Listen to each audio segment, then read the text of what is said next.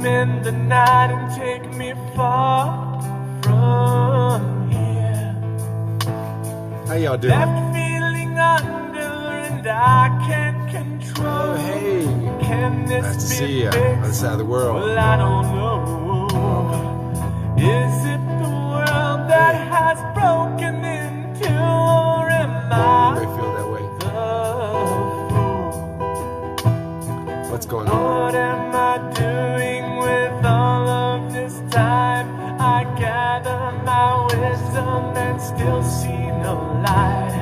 Decipher these choices and still feel I'm on a fool's errand.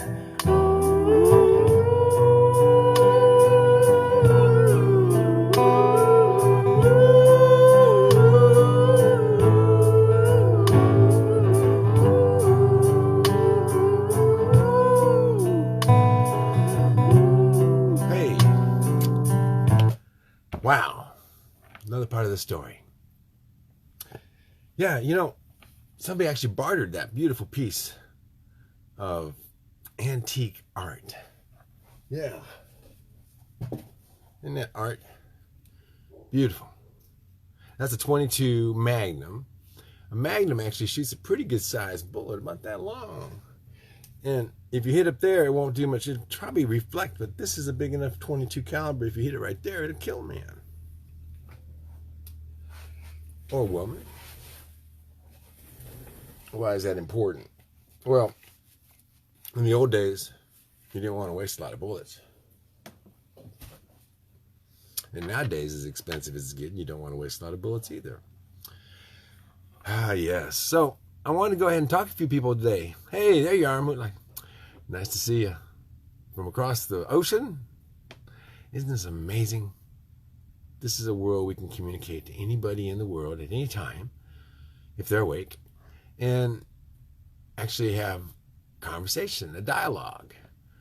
The idea behind the book, Wibblery and Wub, is a fantasy that if one day we could all communicate, we could form a world union of beings that could actually make decisions and hopefully get along with each other without having to shoot at each other with things like that.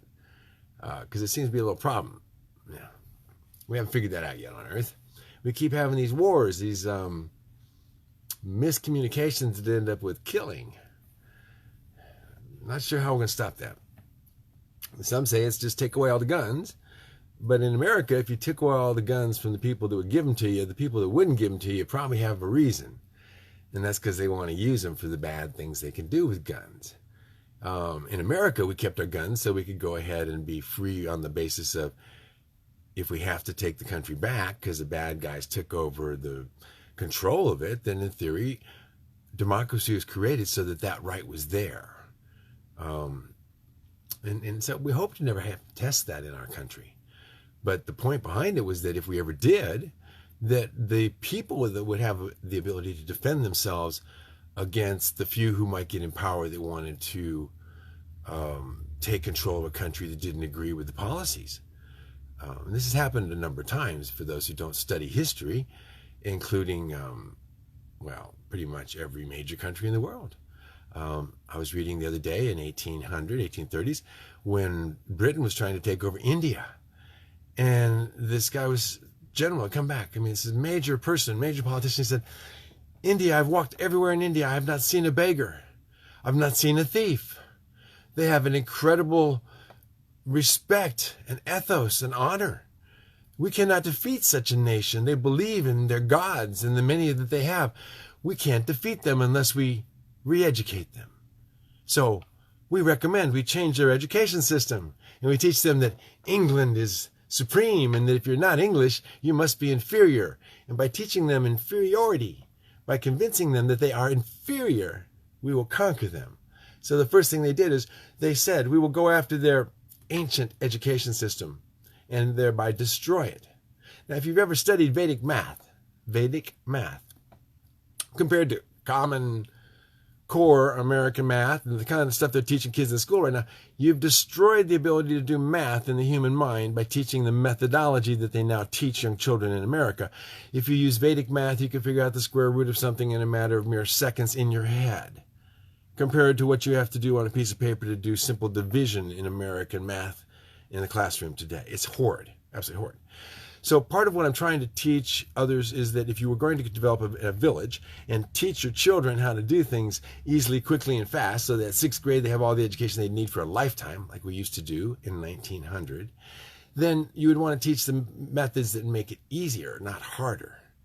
Not confuse them, but to amplify their ability to understand more at an early age by giving them the tools it takes inside their head to do that. Not to blow their head out by putting a bullet at the front of it, a bullet of stupidity and ignorance, effectively destroying their brains by not teaching them how to use them at an early age. Imagine that. Hey, Mike. Riley, nice to meet you. I know, Moonlight, we don't have that problem over there, do we, in your country, right? We teach everybody everything that we want them to know. That happens almost everywhere. So today my point was, I can't, because of getting everybody to do the logistics, to do what it takes to go ahead and just give them materials per se. You can't get them to Washington State. It's 3,000 miles away without a massive logistics problem. California, logistics issues. But you can take down materials locally. And so the next step was to teach people how to do that if they wanted to go ahead and salvage at a local level, which is the wisest of wise things to do. A number of reasons is that A, it's shorter to transport it. Logistics are easier. B, it can be given to you and you can get help getting it down, and giving away materials on something that was given to you is a means of paying for help. So if you find the house for free, you can give windows, doors, and flooring away as part of what you pay people effectively instead of money to help you. And then they get their houses and they all work together and they all learn how to do this together. And this is the point of this in the first place, is to create community through working together and not one person saying, hey, I want a house, send me some stuff. Hey, I need. No, it's if everybody gets together, then it's possible to take houses down as a community. Because if you go down to the local city hall, part of this lesson today is you'll find they have a bunch of houses that have to be demolished. They've condemned them. They've forced the people who own them to take them down. And if they don't, they will hire a contractor and pay to the highest bidder to tear it down and file a lien against the property, and then foreclose on the lien in a sale and take the land that's left after the house is torn down and sell it for paying for the demolition. So these houses are all over the place. They're available. They're being taxed. If they're not being taxed, they're a nuisance, a fire hazard, a liability if somebody gets in them and gets hurt. And if you get hold of the owners, more than likely, they will be glad to give it to you in return for cleaning up the property after you take it away. Not taking what you want and leaving a pile of trash. That's disrespectful. If you do that, don't associate my name with it, Darby, or anybody. Tiny Texas House is nothing. If you take on a job, you better clean up after yourself. They gave it to you for free. Now, what's it take to take it down? I've got the videos out there. Even done to music, like I showed the other day. If you go ahead and watch it to music, you can see a house taken down and know how to do it. It's not that hard. It's just physical. You got to go out there and sweat a little bit, like you do up there pushing cars out of the snow right now. Why do you drive in snow, guys? I mean, there's blizzards, white out blizzards out there, and I see people driving down the road. Why? You can die. I frostbit my fingers when I was a kid. Black to the meat, down to the blistering to the meat. Not a fun thing to do. Don't be stupid. Move south. No, seriously. As this thaws out, as people start realizing, hey, I can't have that big-ass house with that snow load on it that just caved in anymore. I got to get a smaller house. I got to get a strong house. I got to get a house I can heat. I got to get a house I can cool. And I can make that house out of the one I'm going to have to tear down and destroy otherwise because it's been hurt so bad by all this bad weather. You know what I'm talking about. So, what are you going to do? You better do something. And what, you think it's going to be better next year? The weather's going to be better with all these volcanoes that just went off and putting all that dust up in the air and all that dust that's going to go ahead and stop and block the sun, and it's going to hyperextend us into an ice age. Hyperextend, I mean, because we also got the currents in the oceans that are changing, guys. If you aren't paying attention, finally, as it's been predicted for the longest of long times, all that fresh water is starting to pour out of the gyre up there, that one big place. When it starts getting in there, it's starting to destroy or reduce the circulation in the ocean. These are all things that are not necessarily in our control. You cannot control volcanoes underneath Iceland. You can't control volcanoes underneath Greenland, and they're melting ice. You can't control volcanoes underneath the South Pole. You can't control volcanoes underneath the North Pole, underneath glaciers. They're going to cause a problem. Now, if Uncle Gore wants to go up there and plug a few of those and reduce the CO2 output and make a difference, I'm all for him doing it personally. Along with a team of scientists that are predicting there will be no more snow by 2020. Oops, they missed. No surprise. The fraud has been exposed. Now, what are we doing about it? What are we going to do about not having food because of the storms? What are we going to do about not having food because of the flooding? I'm always amazed at how few people are studying and watching the sun and studying and watching the other planets and seeing how they're responding. It's important, really important right now. You can be going out there right now and getting houses where you're at for free. And this is being done. I want to point to some of those people because she's not on here right now, but Ian Duncan, she's out there getting houses already lined up. And why do I say this is better? Here's a good fast. Again, lesson number 2. Why do you want to get houses local? You can get them for free by just going ahead and offering to take houses that are dilapidated for people and tear them down, especially if you tell them you're doing it for a good cause. You are doing it for a good cause. Now, let's suppose you can come down here and pick all this material up and drive it all the way back thousands of miles. It's got to be taken out of the house, all the nails pulled out of it, all of it stacked up nice and neat, stored forever like it has been. And then when you come in, it's got to be taken all back down and piled on your vehicle and hauled all the way over there and then put back together again. Now, you could do it the other way. You could go into a house that was just given to you for free. Now listen close. All 5 people. If you do that, and you go in there with your circular saw, and you go around the outer walls of a bedroom, and you cut through the floor with your circular saw about that deep. So you go through the floor and the subfloor if there's one, if you're lucky. Then you get your Sawzall. That's the next tool of destruction that we use. And it's a reciprocating blade. It goes back and forth. You stick it down through that crack, and in advance, you've propped up the floor from underneath the joists. Now you're going to go around the perimeter if there's enough room from the bottom. You cut them at the bottom and have the sawdust fall on your face. Or you go ahead and cut them from the top with a long blade.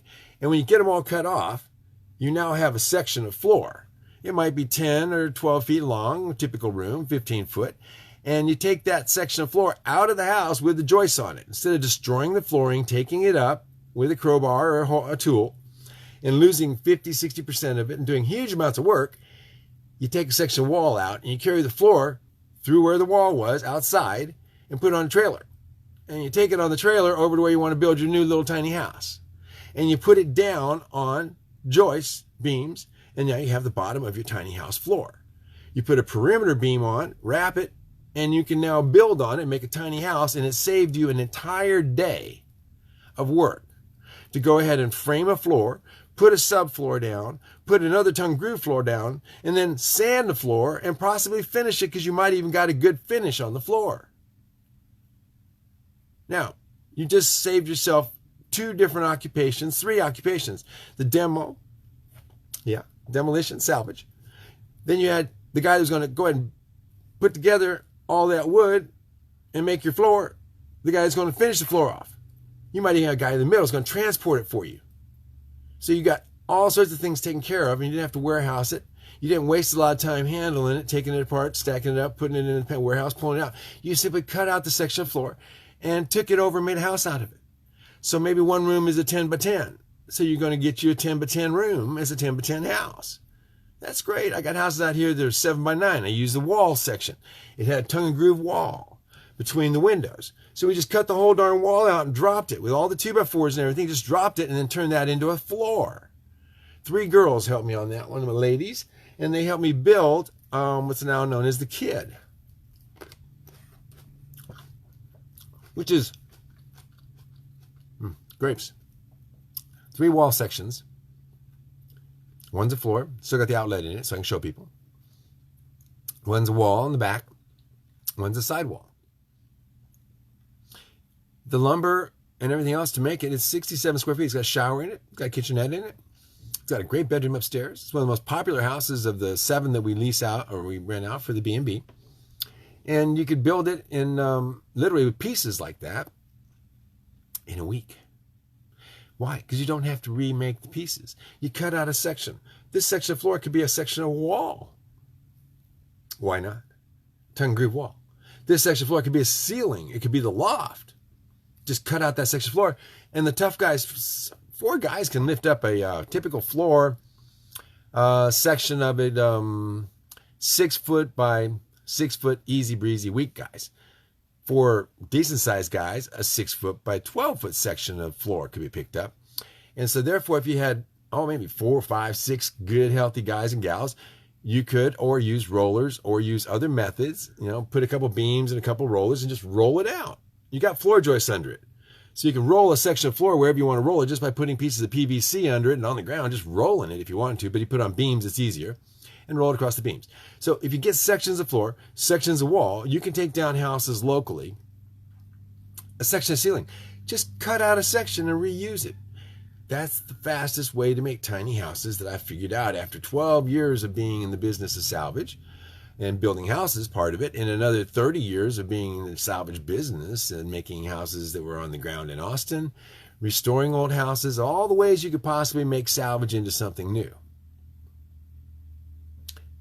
I guarantee you, that's the fastest, easiest way you can do it.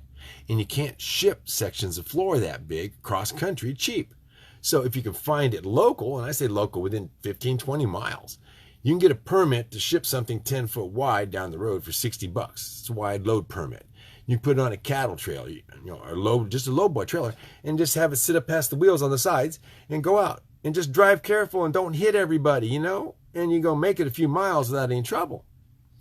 You can stack 3 or 4 rooms worth of floors on one trailer. That when you get to where you're going is floors for 3 or 4 houses. And then you go back and you get 3 or 4 more sections, and that's lofts for 3 or 4 houses. And you did it in a half a day. One of the things I did a long time ago, I don't think we filmed it, we filmed part of it, was I got a house given to me, and it had altogether 24 doors rather, and there were doors with the jambs, all nice and longleaf pine, and double sets of doors between 2 rooms. And I went in there with 1 helper who'd never done it before and 1 kid to pull nails. And in one afternoon, we took out 23 doors, including double doors and doors going outside. We call those atrium doors. In one afternoon. And piled them on the truck and the trailer and drove away. That was the equivalent of about $3,500 or $4,000 in a heartbeat. The house in the end netted us 3,000 square feet of floor, had wood shiplap walls, shiplap roof. Shiplap is a cut of wood 3/4 of an inch thick, typically 7 inches wide. And nowadays, if you could find it in Home Depot or a big box store, it would be $2 to $3 a square foot. It was free. So 3,000 square foot of free wood, guys. That's $9,000, $10,000 if you bought it. New crappy stuff. You go in and you buy a floor already made, already finished, already sitting there. You cut it out with a saw. You spend 2 hours, pack it on a trailer, spend another couple hours, and you pick it up. You've saved cutting down a tree. You've saved milling all the wood. You've saved all the cost of shipping it originally 150 years ago. You saved all the work it took to cut the tree down. The last of the good trees you can't find anymore. You saved you taking it apart, pulling all the nails, coming back and rebuilding the same floor and putting it back down again and nailing it back down again. You saved all the equipment it took to do that at the time, the saw blades, and the nails. And your time, again, what do you value it at? Nothing? Let's just say it's worth $20 an hour. And you saved yourself a week, maybe a week and a half, depending how fast you are. If you pay somebody to put that floor down, and I just sold you the floor for $5 a square foot, and that's cheap, and you paid somebody to put it down, that's another $5 to $10 a square foot to put it down and finish it. So you saved yourself $15 a square foot by not taking the wood off the floor in the first place and put it back down. That's to pay a pro, $15 a square foot, and you want a house that's 200 square foot. So you just saved yourself $3,000 of labor to put the wood down, finish it, by going ahead and just cutting the whole floor out, taking it with you, and putting it down again. That's $3,000 of labor saved that you would have paid somebody to put it down because you don't know how. Now, the wood to do it, the subfloor that you're using, the joists and the subfloor. Again, $3 to $4 a square foot for the floor. And so you're looking at a cost on that little teeny room of $1,200 for the wood, and you got to put it down. And the joists at the quality of which you're going to find in that floor, which I have and sell at $5 a board foot, which means each one of those floor joists is going to cost you in the realm of $30 a piece. And there's probably 6 across the floor underneath it. So you're looking at, again, thousands of dollars of materials that you don't have to take apart and put back together again and pay somebody to do it. Because you were smart enough to go out there with a saw and follow a line and cut all the way around in a square.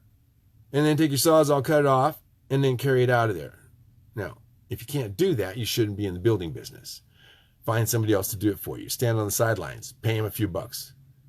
Because you'll save so much more money. Now, if you got a barn and you can stack these floors in them, let's just say you got a nice sized barn you can build in. And you can stack these floors in there.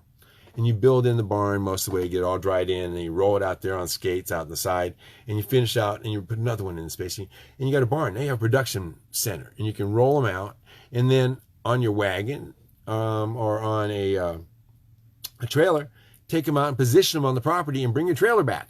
Don't lock your trailer up underneath every house. Otherwise, you got to put $7,000 worth of trailer underneath every house. And if you take it on the road, you got to license it and insure it and pass all sorts of inspections. But if you're moving a portable building, you don't have to do that. So you always want to be moving a portable building because it's a loophole.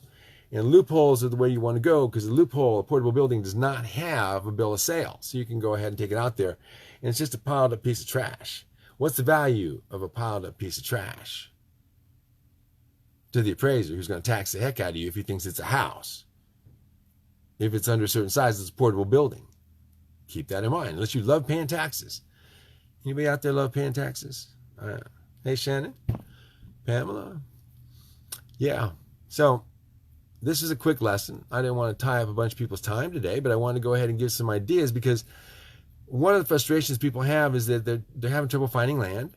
They want to be able to come get materials, but they don't have the means. They don't have the labor. They don't have the trucks, the trailers. There's a lot of logistics. And I put the logistics, they're not even reading it. They're not listening to it. They're not watching it. So if people aren't going to do the study, let's just say you took a class. It's a free class. And you go ahead and take this class. And the guy teaches you everything you need to know. But, oh, wait a minute. You skip almost all your classes. You watch 6 minutes in the class, you leave the room, go take a pee, get some drinks, get caught up in conversation, never make it back to class. Final exam comes along, and you go, hey, I want to go ahead and do what I'm supposed to do and build me a house and go get... Wait a second. I thought I learned all that. No, you didn't go to class. You didn't watch the video. That's going to class these days. It's called remote learning for the autodidactic. Now, normally, you would pay thousands and thousands of dollars if I was selling you a course to teach you what you could learn for free. But because I am offering it for free, you don't think it's worth anything. I keep telling people, more millionaires are made out of salvage than any other business. More people put houses over their children's heads out of salvage. More people used to do this in our country than ever even thought of today. Until they outlawed it. They created national code and made it illegal to use salvage lumber to build with. Unless you build a portable building. Yeah, if you build a real house, you can't do this, so stop. You can't go a 3,000 square foot house in the city and say, I want to use salvage lumber on everything. They're going to tell you, hell no, you're not. You get an engineer and he certifies every stick of wood is a good stick of wood, you can use it. But otherwise, you got to buy that new cheesy ass lumber over there instead. Why? Because it's code. Don't you be questioning code. That's law. We made the law to protect you. So you don't buy rotten wood, cheap wood, buggy wood. We're protecting you from yourself. You might save money. Government's protecting you. Don't you forget it. They'll protect you right into bankruptcy if you're not careful.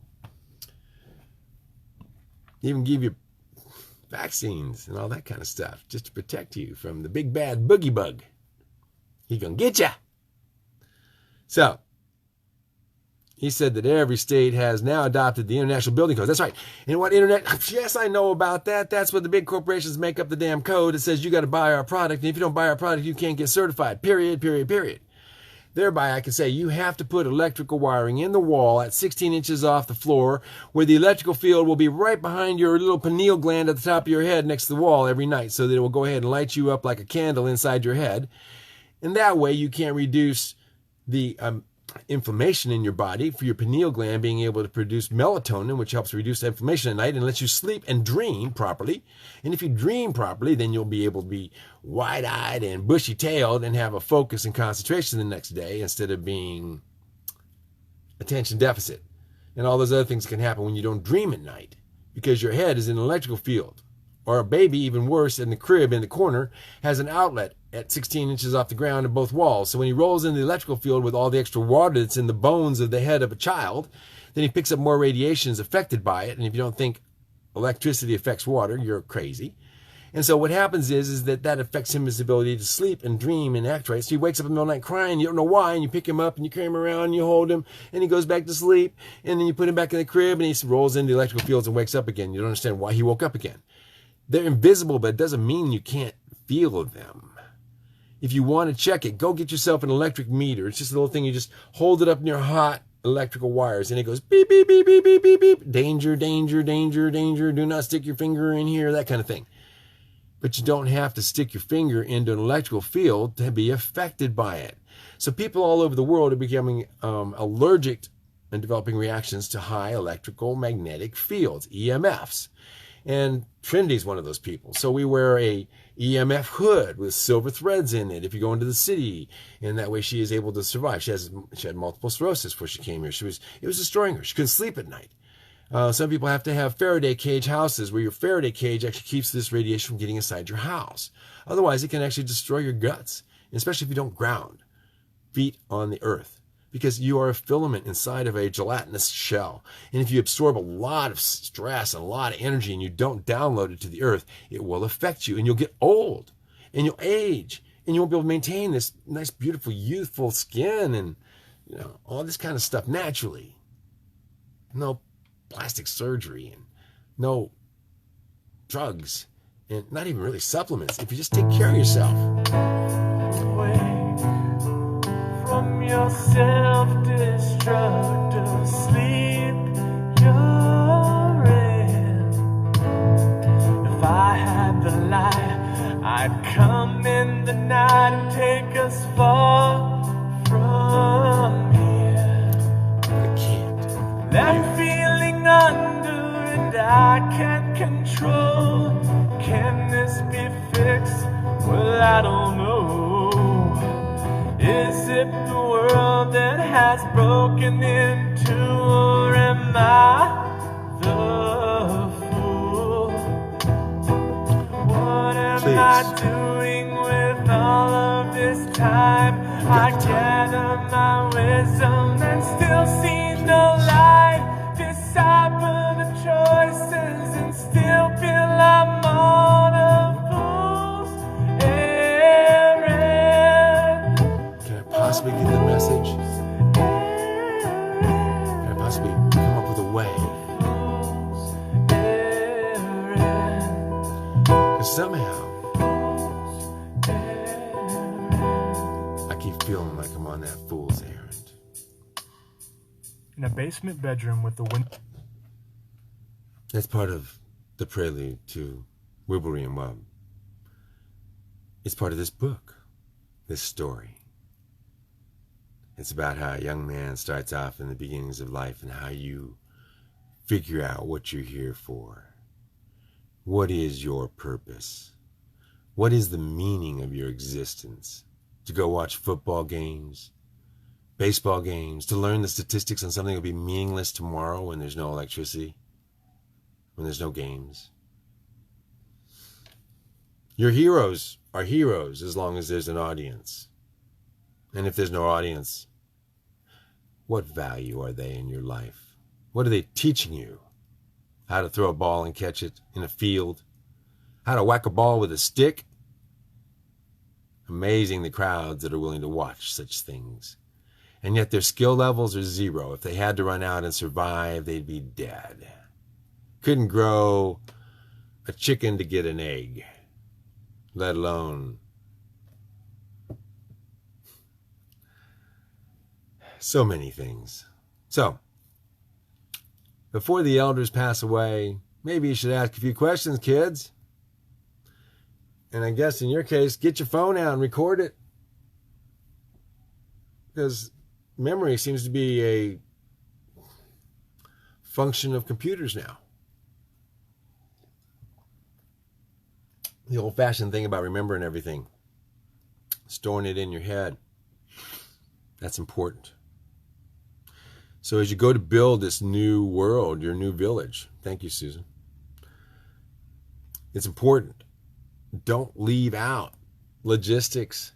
Don't call me saying you want to build this and not have watched the logistics video because you're just telling me I'm not going to pay attention. Don't tell me I want to do this and don't even know what a pure salvage outpost is because you don't know you're going to have a place to hold the tools to build the darn thing, to build your village, because you are just so naive. You're just saying, oh, I just want to have a place we can have ceremonies and party and dance and watch the fire. And like, guys, you're going to die watching the fire. Who's going to grow the food while you're having a ceremony? Partying. Trying to figure out if you're male or female or some mix in the middle for the day. There's work to be done. Serious work. I don't know who's going to do it. Do you? Because I look through here.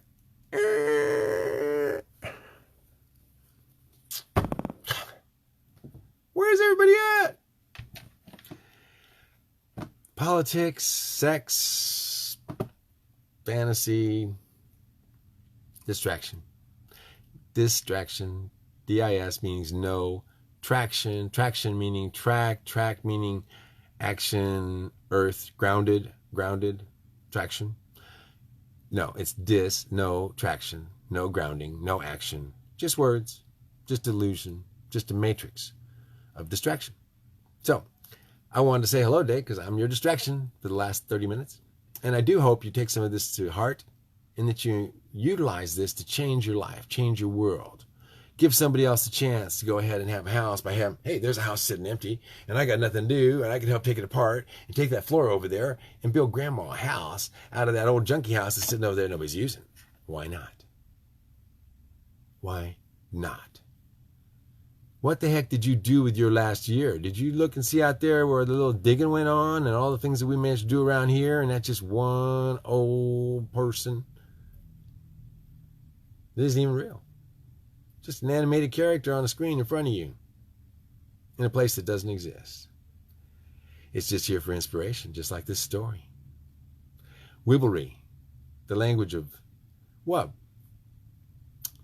you can do with the energy of soul to manifest your thoughts into reality. What good is a dream if you, as the instrument of that dream, as an instrument of God, don't do your job? You're just part of the tapestry. You're just part of the fabric that makes my world so colorful. It's okay. Some people have no purpose in life. It's not wrong. If you didn't have people like that and everybody's rushing to try to do something, my goodness, we just might have peace in the world. How boring would that be, huh? I'd like to find out. We keep it kind of peaceful around here, and I don't find it to be boring. But, of course, we do keep inviting in humans and get that drama thing going. And, well, some drama's good. You learn a lot from the drama. But you're right. Trustworthy people. You ain't going to build a village without trustworthy people. I can assure you of that. And an outpost, that gives you a chance to go ahead and have the elders, the young people get together and share their knowledge, share their wisdom, share the stories so that you don't make the same mistakes everybody else made. And also, if something happens, you got friends. And you better have friends if something happens. Because if you got too many enemies and can't protect yourself, well, that little old estate or whatever you put together is no good if you don't have guards and you got a lot of enemies. So, in a friendly world, it's a beautiful day. And in a not friendly world, it's an ugly day. So, what are you going to make of it? A beautiful day? I hope so. So, if I could ask for something of the world, I guess it would probably be more than anything else to figure out how we can be a part of it all. And that's it, really. How do you become a part of the solution? World. Who's ever going to believe me? Where do I tell them I learned it from? Wait a second. This is Darby's problem when he finds out he's got a purpose in life. So what is Wibblery and Wub about then, he asked.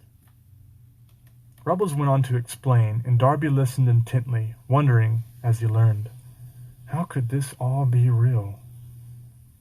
Can it? Once finished telling Darby all the words and their meanings, Rubbles asked Darby if he understood what he had been told. I remember what you said, but I'm not sure I really understand it all. How could something called Wub change the world? Who's ever going to believe me? And where do I tell them I learned it from? How do I convince them this is real, even? It's not. Hush now, Darby. Just trust that you will be able to do what needs to be done when the time comes. When is that Rubbles time? assured Darby, and as if calmed by his voice like an elixir, Darby relaxed and thanked Rubbles for his patience, the chance, and promised to dedicate himself to this strange cause that seemed so surrealistic. And doesn't this seem surreal? To build tiny houses? Suddenly, Darby was back in his bed. Out of trash? The room was the same. The balloon was lying empty on his chest. Solve problems? He sat up abruptly and looked around. Wow. Out of trash? What just happened, he thought. So crazy. That could not have been real. Still, Darby got up and found some paper and pen to write down all that he had learned. And thus were the words of Wibblery and Wub first manifested and finally brought to earth just in time for what lay ahead. Of course, Darby had no idea as he wrote these first words just how time-sensitive his learnings were. He still did not fully understand the meaning of them all. No, how can you? He found a fresh journal he'd been saving to start writing in for the new year and opened it up. He titled it, The Book of Wibblery and Wub. Yeah. At least Fantasy. that part was easy. That's Then the Darby beginning. proceeded to write while the memory was still fresh And what in do we his do? head. How do we turn that dream, that challenge, that passion? Why are we here? Can't do it alone, right? But we got to reach all the way around the world. How are we going to do that? If we don't find some way to communicate without using the leaders, I don't know. I'm not sure it could happen. I'm going back now to the one. I'm going back now to the warmth inside my home. I won't let your misery get me down. I finally found the will to live my life fulfilled. These new dreams of Wibblery and Wub. These strange words I've stuck inside my head. I met with death and remembered how to live. And I'll do my best to give. With purpose I can live. New dreams of Wibblery and Wub. Now all those painful times, they take their toll. And you know, But would you rather live in hurt or not live at all? don't need to live in her. At last I feel and see the beauty staring back at me. A life of Wibblery and Wub. A life of Wibblery and Wub. A life of Wibblery and Wub. You guys have a great day, okay? And think about that. On those houses you see, cut out a floor. Turn it into your fantasy. Don't take it apart. Take big chunks. Just like your past. Take big chunks and save them. And throw away the rest. If it's worth saving, great. If it's not, throw it away. You're never going to leap the chasm at the fringe. I know, you didn't watch that YouTube video either. Ugh. I can tell. I just watched the stats.